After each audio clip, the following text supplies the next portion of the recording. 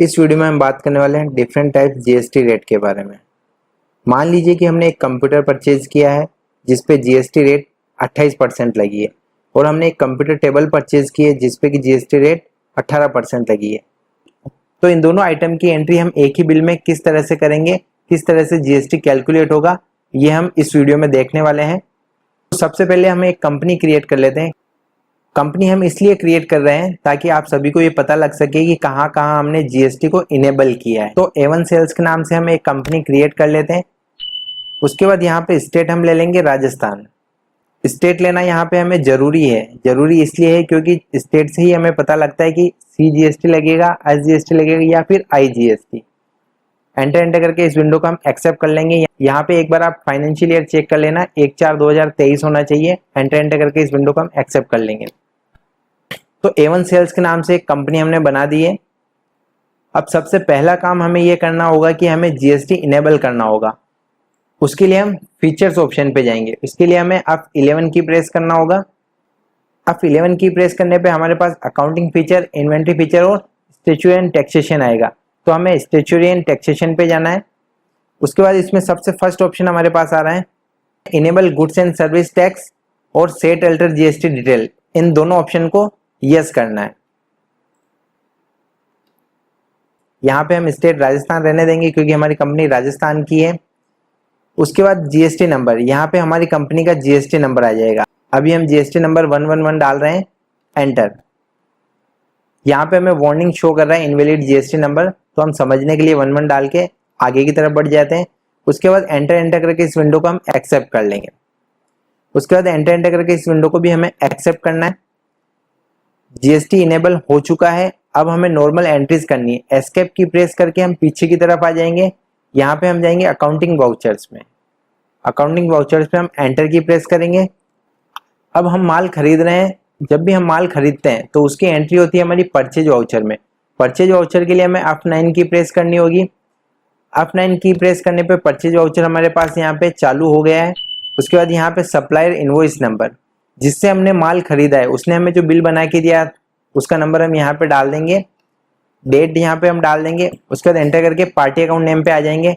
Party account name में हमें जिस पार्टी से हमने माल परचेज किया है उसका नाम यहाँ आ जाएगा। Alt C की प्रेस करके हम यहाँ पे कंप्यूकॉम प्राइवेट लिमिटेड के नाम से एक लेजर हम क्रिएट कर लेते हैं। अंडर ये आएगा अपना सन्ड्री क्रेडिटर्स, क्योंकि हम इनसे परचेज कर रहे हैं। उसके बाद एंटर एंटर करके हम यहाँ पे स्टेट सेलेक्ट कर लेंगे। स्टेट अपना आ जाएगा दिल्ली, क्योंकि हम दिल्ली से माल परचेज कर रहे हैं। उसके बाद एंटर एंटर करके हम यहाँ पे set alter GST rate detail को यस कर देंगे।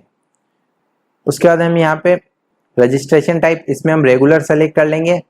यहाँ पे हम नो रहने देंगे। पार्टी टाइप में भी नॉट एप्लीकेबल रखना है। और यहाँ पे दिल्ली वाली पार्टी का जीएसटी नंबर आ जाएगा जिस पार्टी से हम माल परचेज कर रहे हैं। एंटर एंटर करके हम आगे की तरफ बढ़ जाते हैं और इस विंडो को एक्सेप्ट कर लेते हैं। उसके बाद यहाँ पे हमारा आएगा परचेज लेजर। परचेज लेजर पहले से बना हुआ नहीं है, तो Alt C की प्रेस करके हम यहाँ पे परचेज लेजर क्रिएट कर लेंगे। परचेज लेजर हमारा अंडर आएगा परचेज अकाउंट। उसके बाद जीएसटी एप्लीकेबल रखेंगे यहाँ पे। उसके बाद सेट अल्टर जीएसटी रेट को हम यस कर देंगे। उसके बाद एंटर करके नॉट एप्लीकेबल और अननोन रहने देंगे। उसके बाद यहाँ से हम टाइप ऑफ सप्लाई में गुड सेलेक्ट कर लेंगे। उसके बाद एंटर एंटर करके इस विंडो को भी एक्सेप्ट कर लेंगे। नेम ऑफ आइटम, अब हमने एक कंप्यूटर परचेज किया था, तो Alt C की प्रेस करके कंप्यूटर नाम से हम एक आइटम क्रिएट कर लेते हैं। उसके बाद यूनिट भी बनी हुई नहीं, तो Alt C करके अनओएस फॉर्मल नेम में या हम नंबर्स ले लेंगे।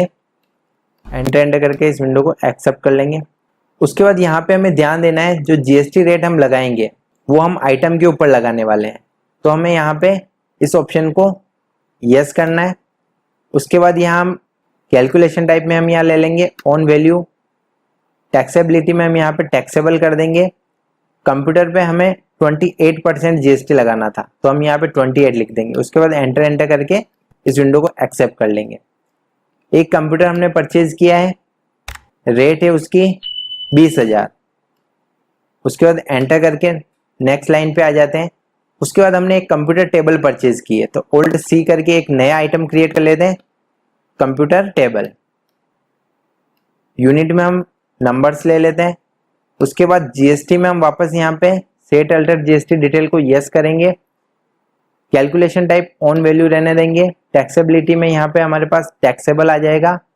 कंप्यूटर टेबल पे 18% जीएसटी लग रहा था तो हम यहाँ पे 18 डाल देंगे। कंप्यूटर पे हमने 28% डाला था और यहाँ पे हम 18% डाल रहे हैं।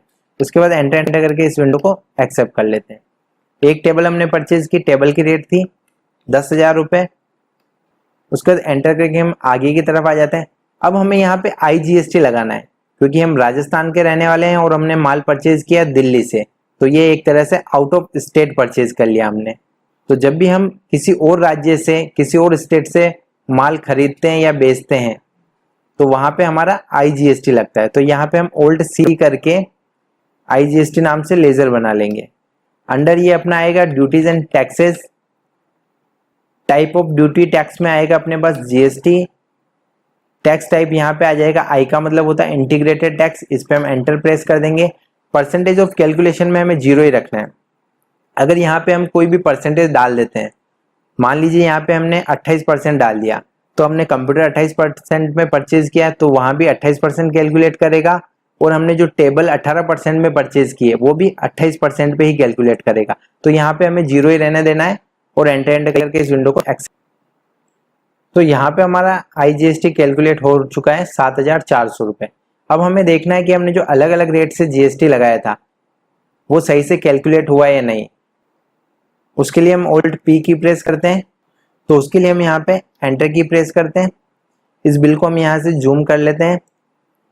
बिल को जूम करने पे भी अभी हमारे पास IGST 7,400 रुपये बता रहा है। कंप्यूटर पे और कंप्यूटर टेबल पे जो अलग अलग रेट से GST लगाई वो हमें यहाँ पे शो नहीं कर रहा है। तो उसके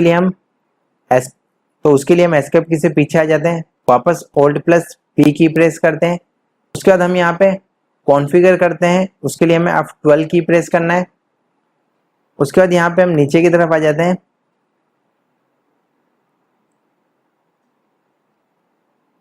उसके बाद यहाँ पे हमारे पास ऑप्शन शो होता है प्रिंट GST परसेंट कॉलम। इस कॉलम को हम यस कर देंगे। यहाँ से हम यस कर देते हैं। एंटर करके इस विंडो को एक्सेप्ट कर लेते हैं। उसके बाद जैसे हम एंटर की प्रेस करते हैं तो उसके बाद हमारे यहाँ पे GST रेट अलग अलग शो कर देगा।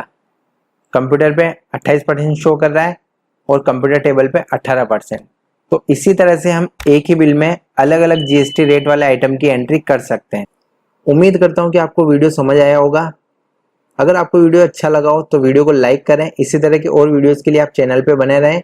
वीडियो को लाइक करें और ज़्यादा से ज़्यादा शेयर करें। Thank you.